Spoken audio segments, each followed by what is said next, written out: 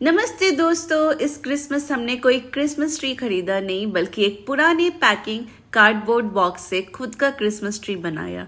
थोड़ी सी क्रिएटिविटी, थोड़ा सा एफर्ट और बेकार समझी जाने वाली चीज बन गई कुछ खास। यह एक्टिविटी बच्चों के लिए बहुत ही अच्छी है क्योंकि इससे उनकी इमेजिनेशन बढ़ती है, क्रिएटिविटी डेवलप होती है और उन्हें रीयूज और रिसाइकल का महत्व भी समझ में आता है। क्रिसमस खुशियों का त्योहार है और जब सजावट अपने हाथों से बने तो उसकी खुशी ही अलग होती है। अगर आपको ऐसे इजी और इको फ्रेंडली किड्स एक्टिविटीज पसंद है तो वीडियो को लाइक कीजिए, शेयर कीजिए और चैनल को सब्सक्राइब करना मत भूलिएगा।